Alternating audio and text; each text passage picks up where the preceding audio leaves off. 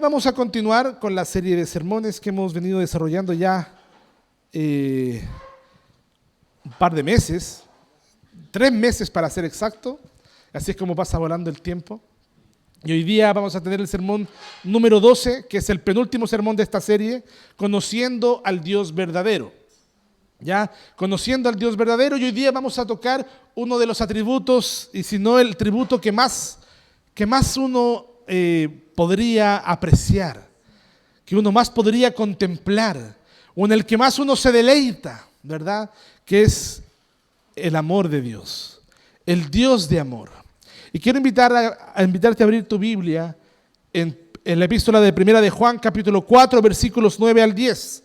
Primera de Juan, capítulo 4, versículos 9 al 10. No sé cuántos de nosotros hayamos sido criados en una familia amorosa, cuántos nosotros hayamos disfrutado de abrazos constantes de papi y mami. Capaz que muchos de nosotros no, o capaz que muchos de nosotros recibimos todo lo contrario, no lo sé, hay distintas vivencias. Pero el salmista dice algo maravilloso en uno de los salmos, dice, con todo, por muy difícil, ¿verdad? Que una madre abandone a su padre, a sus hijos, perdón. Y aunque mi padre y mi madre me dejare, dice el salmista, con todo el Señor me recogerá. Porque el amor de Dios realmente puede satisfacer el corazón más necesitado de afecto. Y mire lo que dice ahí en Primera de Juan, capítulo 4, versículos 9 y 10, dice así. En esto se mostró el amor de Dios para con nosotros, en que Dios envió a su Hijo unigénito al mundo para que vivamos por Él. En esto consiste el amor, no en que nosotros hayamos amado a Dios, sino en que Él nos amó a nosotros y envió a su Hijo en propiciación por nuestros pecados. Y yo añadiría el 11, amados, si Dios nos ha amado así, debemos también nosotros amarnos unos a los otros. Mucho se habla de 1 Corintios capítulo 13 como el capítulo del amor, pero este no tiene nada que envidiarle, ¿verdad? Al capítulo 13. Realmente es un capítulo muy precioso. Y déjame decirte una cosa, vivimos en una generación, en un tiempo que un poco ha trastocado el concepto de amor, inclusive está como obsesionado con el concepto de amor. Todos los seres humanos viven, ¿verdad? Obsesionados con el amor. Vivimos en una sociedad post-romanticismo, ¿verdad? Donde todo lo que tiene que ver con la emotividad del ser humano es lo que dirige la sociedad. Pero también está profundamente confundida acerca de lo que realmente significa amar. Pues muchos han confundido amar con sentir, ¿verdad? Y no tiene que ver aquello. De hecho, una de las frases más repetidas en la cultura de hoy es love is love, ¿verdad? Amor es amor. Y con esa expresión, el mundo intenta afirmar que cualquier sentimiento intenso, cualquier deseo o cualquier emoción sincera puede definirse automáticamente como amor. Pero los sentimientos van y vienen, hermanos. Los sentimientos pasan y el amor, dice la palabra, nunca deja de ser. Entonces hay una contradicción entre lo que es sentir intensamente y amar. Pero el problema de esta idea es que convierte al amor en algo completamente subjetivo, ¿verdad? El amor queda reducido al sentimiento, algo interno, al aspecto emotivo del ser humano, a ese impulso o a esa experiencia personal. Los científicos hay una hormona, ¿verdad?, que trata de explicar por qué el ser humano siente esas emociones. Si alguien siente, entonces debe ser correcto. Si alguien siente amor, entonces de lleno debe estar en lo correcto. Eso es lo que dice la sociedad. Y lo pongo entre comillas. Si alguien siente, entonces está bien. Y si alguien desea, entonces debe ser validado. El amor moderno, por lo tanto, ya no necesita cosas objetivas, ya no necesita verdad, ya no necesita santidad ni sacrificio, solo necesita emotividad. Sin embargo, cuando abrimos las Escrituras, cuando abrimos las Sagradas Escrituras, descubrimos que el amor es infinitamente más profundo y más glorioso que lo que el mundo llama amor. Y el amor, en ese sentido, no es simplemente algo que Dios hace ocasionalmente. El amor forma parte de su carácter perfecto. Hermanos, una de las primeras atributos que conocimos del Señor era su inmutabilidad, su invariabilidad, que Él no cambia, que Él no muta, que Él no evoluciona, no se desarrolla. El Señor es el mismo de ayer, hoy y por los siglos. Y lo mismo pasa con sus atributos, ¿verdad? Su santidad no cambia, no se reduce ni aumenta, es perfectamente santo, es perfectamente justo. Y lo mismo pasa con su amor, es perfectamente amoroso. Todo el tiempo es un Dios de amor. Pero incluso aquí debemos tener cuidado, porque cuando la Escritura dice que Dios es amor, no está diciendo que el amor sea Dios. Porque esa es otra confusión hoy día que existe, es una especie de panteísmo emocional, ¿verdad? La emoción se vuelve Dios mismo, como si el amor fuese Dios. Nuestra cultura ha hecho exactamente eso, ha convertido una idea sentimental de amor en un ídolo que gobierna por encima de la verdad, de la justicia y de la santidad. ¿Verdad? No importa, lo único que importa es lo que sentimos. Pero el amor de Dios jamás contradice sus atributos, hermanos. El amor de Dios jamás contradice otro atributo. El Dios que ama, el Dios que es amor, también es un Dios santo, también es un Dios justo. El Dios que ama, ¿verdad? También aborrece el pecado. Y precisamente allí es donde el Evangelio resplandece con toda su gloria. Y solamente es posible conocer el amor de Dios cuando comprendemos que Dios también es justo, santo y aborrece el pecado. Porque el amor de Dios no se manifestó ignorando el pecado, sino enviando a su Hijo a cargar nuestros pecados. Por eso, primera de Juan capítulo 4, versículos 9 y 10, el apóstol Juan nos lleva a contemplar algo, a contemplar la manifestación más gloriosa del amor de Dios, Jesucristo entregado por pecadores. Un hombre inocente entregado voluntariamente por sus propios enemigos, por aquellos que lo odian. Hermanos, no puede... De hecho, si alguien hiciera tal cosa hoy en día, sería tachado de tonto.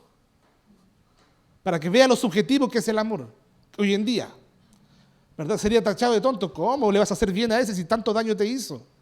Pero Dios, eso es exactamente lo que hizo, ¿verdad? Y nosotros llamamos amor a cosas, hermanos amados, que son absolutamente subjetivas y emocionales. Pero veamos entonces dónde es que nace el amor. El amor nace en Dios. Mire lo que dice primera de Juan capítulo 4 versículo 9. Dice, en esto se mostró el amor de Dios para con nosotros. Juan comienza llevándonos al origen del amor. Porque el amor esto es importante porque nuestra tendencia natural es pensar que el amor de Dios surge como una especie de respuesta a algo valioso en nosotros. Porque nosotros estamos acostumbrados a eso. Nosotros respondemos, ¿verdad? Una mujer, por ejemplo, responde al romanticismo del varón, ¿verdad? A unas palabras bonitas, a una cartita, a una flor, y responde. El varón responde, por ejemplo, ¿verdad? Al cuidado, a los mimos que una mujer le da. Estamos acostumbrados nosotros, los seres humanos, a relacionarnos amorosamente, afectivamente, ¿verdad? De esa forma, como respuesta a algo. Pero el texto destruye completamente esta idea cuando Juan no dice algo como que en esto se mostró nuestro amor por Dios. Tampoco dice, en esto se mostró la bondad del hombre. Mucho menos dice, Dios nos amó porque vio algo en nosotros, ¿verdad? El punto de partida del Evangelio no es el hombre buscando a Dios. Y eso es lo que más duele. Y y yo sé que es algo de lo que mucho predicamos sobre este púlpito, ¿verdad? Porque nosotros creemos profundamente que es Dios mostrando activamente y unilateralmente su gracia sobre nosotros. Es Dios amando soberanamente al hombre. Por lo tanto, el amor redentor tiene su origen en el corazón eterno de Dios. Y esto es fundamental para comprender el Evangelio correctamente, porque existen millones de cristianos que todavía creen, ¿verdad?, que Dios los ha amado porque ellos son buenas personas o porque ellos han hecho algo correcto o porque tratan o se esfuerzan de tal o cual manera. Y hay una distorsión, ¿verdad?, del Evangelio. Hermanos amados, el amor de Dios no fue provocado por obediencia humana, por nuestra espiritualidad, ni por nuestra sinceridad, ¿verdad? Dios nos amó porque previó. Tampoco dice la Escritura que Dios nos amó porque vio algo de antemano admirable en nosotros. No fue así. De hecho, Romanos capítulo 5 Versículo 8 lo dice con absoluta claridad. Dice así: mas Dios muestra su amor para con nosotros en que siendo aún pecadores, Cristo murió por nosotros. Observe la palabra. Dice, siendo aún pecadores. O sea, no éramos justos, ni obedientes, ni piadosos, ni espiritualmente sensibles. Éramos pecadores, rebeldes, enemigos de Dios, y aún así Dios nos amó. Y el apóstol Pablo en Romanos en el capítulo 5, como lo vimos en la lectura bíblica, profundiza esta idea diciendo, cualquiera de nosotros, ¿verdad? Parafraseando obviamente, cualquiera de nosotros podría ir y dar su vida por alguien a quien ama, por alguien que ha sido bueno con uno.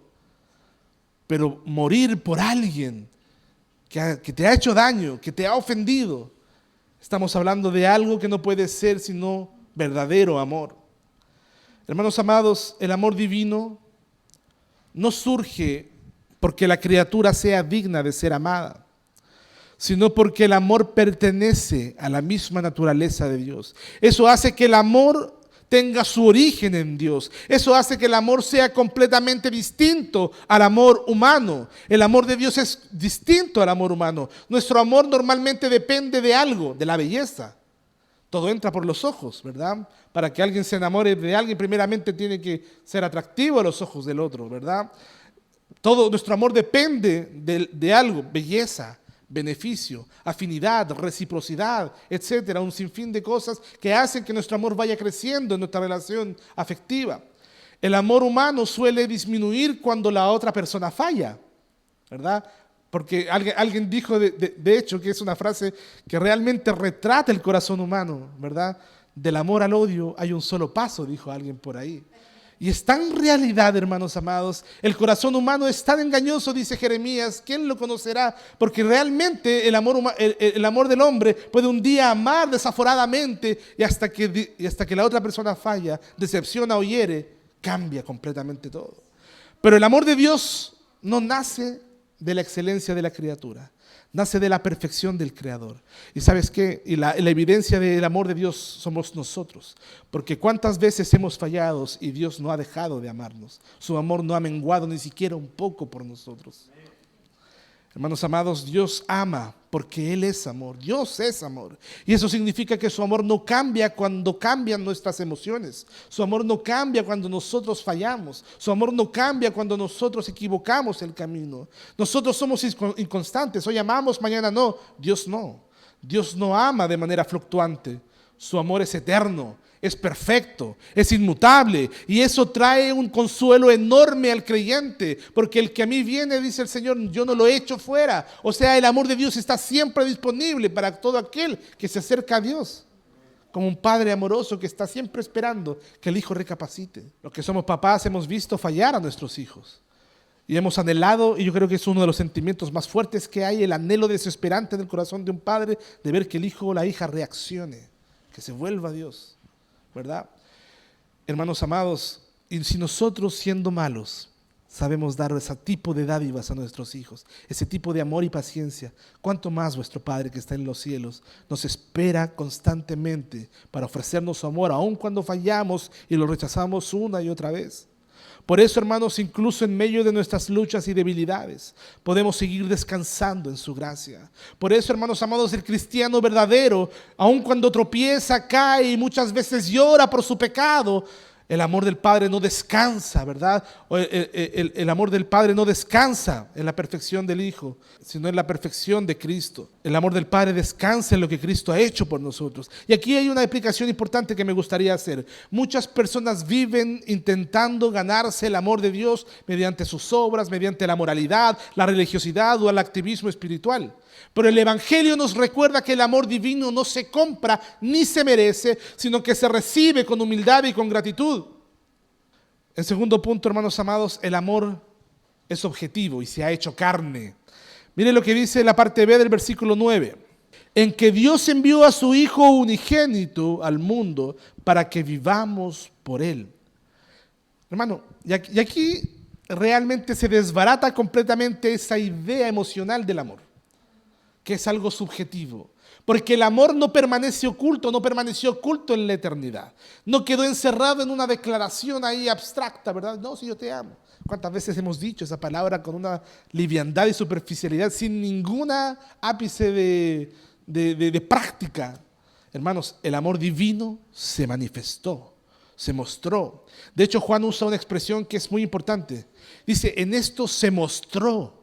En esto se evidenció. Nosotros los seres humanos somos seres materiales e inmateriales, ¿verdad? Y todo lo que comprendemos, ¿verdad? El mundo que nos rodea lo percibimos por medio de lo material. Hermanos, Dios se hizo carne, se mostró para que nosotros pudiésemos percibir ese amor de manera real. La idea, hermanos, es que el amor de Dios se hizo visible, se hizo tangible, se hizo observable, ¿verdad? Dios dio una demostración objetiva de amor. El amor se hizo carne. Y aunque tú y yo no lo hemos visto, no lo hemos tocado, no lo hemos palpado, creemos, porque el mismo Señor dijo, ¿verdad? Más bienaventurados son los que nos vieron y creyeron. Pero el Señor nos dio, por ejemplo, los sacramentos, para que por ellos veamos, vivamos, palpemos y veamos el amor de Dios de manera tangible. Hermanos, amados, esto es importante porque vivimos en una sociedad donde las personas quieren definir el amor por medio de sentimientos internos. Pero el amor bíblico no se define primeramente por emociones, sino por acciones concretas y sacrificiales. Y no estoy diciendo que las emociones no participan. Estoy diciendo que el amor no es una emoción únicamente. El amor se manifiesta de manera concreta, sacrificial. Usted me dirá, pastor, yo no tenía ninguna ganas quizás de venir a congregarme hoy día, porque me siento desanimado, desanimada. Pero me levanté y lo hice porque amo a Dios. Usted me dirá, pastor, hermanos amados, los varones o las mujeres hoy día todos estamos en una misma cosa. Me cuesta tanto levantarme a trabajar de repente, ¿verdad? Y lo hago porque amo a mi familia. Porque si no lo hago, mi familia no tiene, ¿verdad? No va a tener lo necesario para subsistir. Hermanos, el amor se manifiesta de manera concreta, de manera objetiva. ¿Cómo sabemos que Dios nos ama? Esa es una pregunta interesante. ¿Cómo sabes que Dios te ama? ¿Cómo sabes que Dios te ama? Algunos dirán, muchos esperan que baje un ángel, una voz audible del cielo y diga, yo te amo, hijo mío, yo te amo, hija mía. Pero, hermanos, ¿cómo sabemos que Dios nos ama? No porque siempre tengamos una vida fácil, no porque nunca suframos, no porque todas nuestras oraciones sean respondidas como esperamos. Sabemos que Dios nos ama, ¿sabes por qué? Porque Él envió a su Hijo. El cristianismo no descansa en sentimientos volubles, sino en una obra histórica realizada por Cristo. El hecho de que un hombre durante 33 años haya estado, ¿verdad?, sobre este mundo, ¿verdad?, llevando a cabo la obra de redención nos muestra que Dios nos ama. Juan capítulo 3, versículo 16 declara, porque de tal manera amó Dios al mundo. Porque de tal manera amó Dios al cosmos, a la creación, a la humanidad caída, ¿verdad?, que ha dado a su Hijo unigénito. Había una carta, alguien contó alguna vez una carta que alguien le escribió a su amada. Y le decía algo así, Teresita, por ejemplo, por ti cruzaría nado el mar. Por ti subiría al cielo y bajaría las estrellas cada una. Por ti cruzaría el más árido desierto, ¿verdad? Por ti haría todo. Nos vemos el lunes si no llueve. Terminada. Hermanos, la boca dice muchas cosas, pero el amor de Dios se manifestó de una forma tangible, real. De tal manera amó Dios al mundo. Y no se quedó ahí la frase. Dice que envió a su Hijo, que hizo algo activo, ¿verdad? Aquí, hermanos, debemos detenernos. ¿Sabe por qué? Porque podemos contemplar la gloria de esta verdad. El Hijo eterno, aquel que era adorado por los ángeles, que era glorificado desde toda la eternidad, que es uno con el Padre, verdadero Dios de verdadero Dios, luz de luz, ¿verdad?, dice el credo, perfectamente santo. Ese ser adorado por los ángeles fue enviado a un mundo caído y rebelde. Hermanos, Cristo no vino a un mundo que lo esperaba con gratitud. Él no nació en cuna de oro. Vino a un mundo que lo odiaría. Vino a un mundo que lo iba a odiar, que lo iba a aborrecer, que un día le iba a decir, Hosana, bendito el que viene en el nombre del Señor, y al día siguiente iban a estar gritando, crucifícale, mátale. Hermanos, vino a ser rechazado. El Cristo, el verdadero Dios, vino a ser perseguido, traicionado, escupido, crucificado, y aún así el Padre lo envió. Hermanos, eso lo que significa es que el amor de Dios es un amor. No es un amor superficial, es un amor costoso, es un amor sacrificial, es un amor que se sacrifica por el otro. ¿Quieres vivir en verdadero amor? Ve el sacrificio que haces por otros y no por ti mismo. ¿Quieres valorar el amor que tienen por ti? Porque de repente estamos esperando palabras bonitas. Ve lo que hacen por ti los demás y vas a evidenciar el verdadero amor. Hermanos amados, el amor de Dios hacia nosotros se contempla supremamente en el don de Cristo. El regalo que es Cristo, porque no existía regalo más grande que el Padre pudiese entregar. Hermanos, esto es algo hermoso, porque cada paso de Cristo en esta tierra revela su amor. Hermanos, cuando uno lee las Escrituras vemos el amor de Dios cuando Cristo toca al leproso que nadie quería tocar. Tú eras ese leproso. Vemos el amor de Dios cuando recibe a pecadores despreciados. Tú eras ese pecador despreciado. Vemos el amor de Dios cuando Cristo, hermanos amados, llora con los quebrantados. Tú eres ese quebrantado que llora y Cristo llora contigo. Cuando tiene compasión de las multitudes, nosotros éramos esas multitudes que no teníamos pastor. Cuando lava los pies de sus discípulos, Cristo mismo vino a servir a los más despreciables. Cuando soporta pacientemente la dureza humana, nosotros. Por eso, hermanos amados, sobre todo, vemos el amor divino en el Calvario. La cruz es el púlpito supremo del amor de Dios. La cruz es el púlpito supremo del amor de Dios, porque allí Cristo tomó voluntariamente el lugar de pecadores culpables. Hermanos, Él es el buen pastor, y el buen pastor su vida dio por sus ovejas. Y nadie le quita su vida, dice Él la pone a disposición. Mientras el mundo piensa que el amor consiste solamente en aceptarse emocionalmente, Dios mostró que el amor verdadero se sacrifica, sirve y entrega la vida por otros. Qué contracultural, hermanos amados. Algunos pregonan el individualismo como un ideal de sociedad, hermanos amados. El individualismo lo único que ha hecho es hacernos seres humanos egoístas, seres humanos que no hacen nada por alguien más sino que por sí mismo, y usa a los demás para satisfacerse a sí mismo hasta que el otro falla y ahí ya un paso al costado. Gloria a Dios por aquellos que en el amor del Señor hemos aprendido, ¿verdad?, a amar aun cuando los demás fallen. Hermanos amados, muchas veces nosotros como creyentes atravesamos temporadas donde sentimos que Dios nos ha abandonado. Cuando viene el sufrimiento, cuando viene la enfermedad, cuando viene el duelo, la aflicción, la disciplina divina, ¿verdad? Y en esos momentos el enemigo intenta sembrarnos dudas como si Dios realmente no te amara, ¿verdad? Pensamientos como, si Dios realmente te amara, no estarías pasando por esta situación. Pero el creyente, hermanos amados, no interpreta el amor de Dios mirando únicamente sus circunstancias actuales. El creyente interpreta todas sus circunstancias a la luz de la cruz.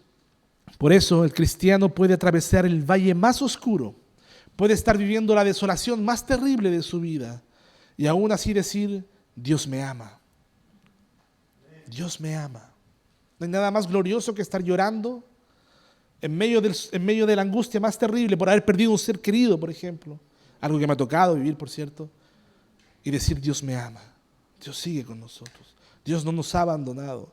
No porque todo sea fácil, no porque siempre entendamos todos sus caminos, sino porque el Padre ya dio la evidencia suprema e irrefutable de su amor en Jesucristo. Y nada nos podrá separar del amor de Dios. Y observe el propósito glorioso del envío del Hijo. Dice el versículo 9, para que vivamos por Él.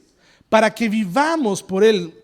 En esto mostró Dios su amor para con nosotros, en que Dios envió a su Hijo unigénito al mundo para que vivamos por Él. Por lo tanto, Por lo tanto, sin Cristo estamos espiritualmente muertos, muertos en delitos y pecados, separados de Dios, incapaces de producir verdadera vida espiritual. Pero Cristo vino a impartir vida y vida en abundancia, dice la palabra del Señor. No vino simplemente a mejorarnos, no vino simplemente, ¿verdad?, a inspirar a un ser moral, porque para muchos Cristo es un maestro, un gran maestro que nos enseña moralidad. No. Vino a resucitar muertos espirituales. Su vida fue puesta, ¿verdad?, en un altar de sacrificio para que los muertos puedan vivir. De una manera impecable lo ilustró C.S. Lewis en la película, o en su libro, mejor dicho, Las Crónicas de Narnia, ¿verdad? Cuando Aslan da su vida, ¿verdad? Claramente, no por los buenos, da su vida por el traidor. Nosotros somos esos traidores, ¿verdad? Hermanos amados, en Cristo el pecador puede recibir perdón, recibe reconciliación, recibe nueva vida, recibe adopción, recibe esperanza eterna. Ese es nuestro Dios, ese es Cristo, ese es el amor verdadero. ¿Realmente amas? ¿Qué haces por quien amas? El amor de Dios obró expiación por pecadores indignos. Mire lo que dice el versículo 10, dice: en esto consiste el amor, no en que nosotros hayamos amado a Dios, sino en que Él nos amó a nosotros y envió a su Hijo en propiciación por nuestros pecados. Hermanos, observe cómo comienza el versículo. En esto consiste el amor. Es decir, si quieres entender verdaderamente lo que es el amor, míralo acá. Si quieres entender verdaderamente lo que es el amor, míralo y obsérvalo acá. Porque el mundo define amor con aprobación, como aprobación incondicional, emoción intensa. Pero Dios define el amor en términos completamente distintos. El amor verdaderamente, o el amor verdadero, sacrifica algo para salvar al indigno. Sacrifica para salvar al indigno. Y nuevamente Juan destruye toda exaltación humana. No en que nosotros hayamos amado a Dios, porque el amor salvador no comenzó con nosotros. El amor comenzó en la eternidad, en el corazón soberano de Dios. Fíjese algo. Antes de que existiera el mundo, antes de que existiera el pecado, antes de que nosotros respiráramos, el Padre ya había determinado amar y redimir a su pueblo en Cristo. Aquí podemos contemplar la gloria de lo que llamamos el pacto de redención. ¿Qué quiere decir esto? Desde la eternidad, el Padre, el Hijo y el Espíritu Santo determinaron la salvación de los escogidos. El Padre dio un pueblo a su Hijo. El Hijo se ofreció voluntariamente para venir al mundo y redimirlos por medio de su obediencia y su sangre. Y el Espíritu Santo aplicaría esa obra en los corazones de los redimidos. De hecho, el mismo Jesús dice en Juan capítulo 10, yo pongo mi vida por las ovejas. Y más adelante dice, nadie me las quita. O mejor dicho, nadie me la quita, nadie me quita la vida. Yo soy, ¿verdad? Sino que yo mismo la pongo. Ese es un amor glorioso que debemos contemplar aquí, hermanos amados. Yo pongo mi vida. Hermanos, antes de la fundación del mundo, el Hijo eterno, Cristo, estuvo dispuesto a entrar en nuestra miseria para rescatar a su pueblo. Dispuesto.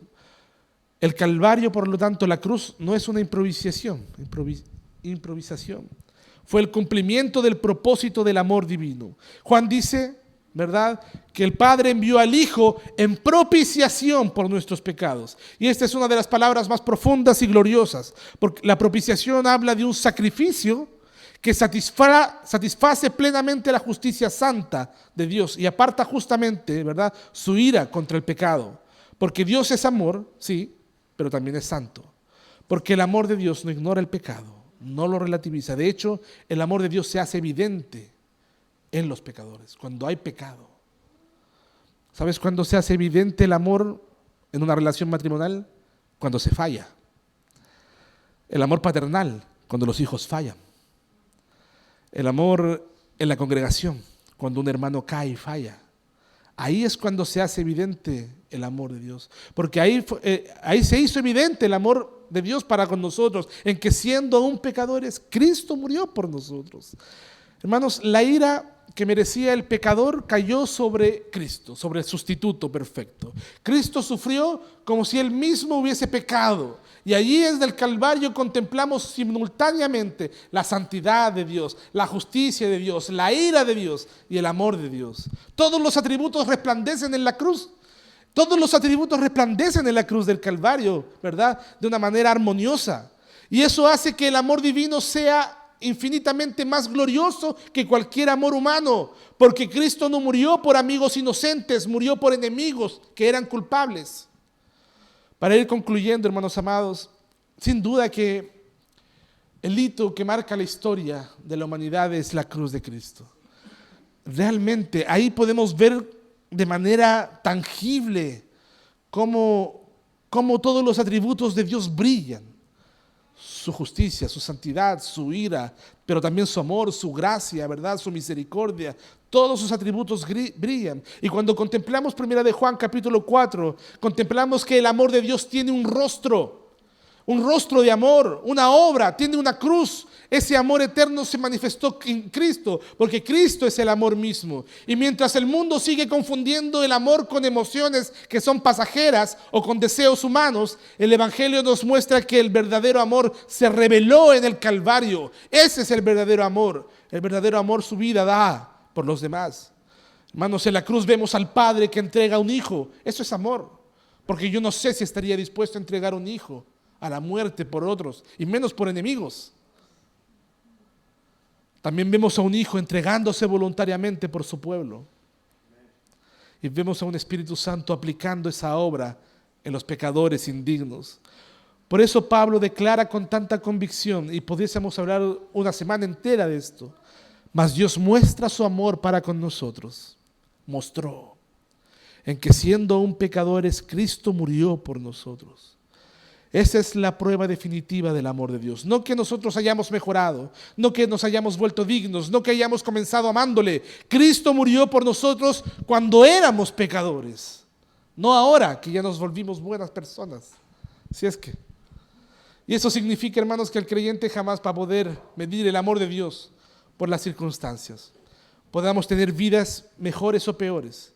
De hecho, podemos vivir, ¿verdad? Podemos tener una historia de vida más sufriente que otros o más dichosa que otros, pero el amor de Dios no se manifiesta en eso solamente, se manifiesta en una cruz que no cambia.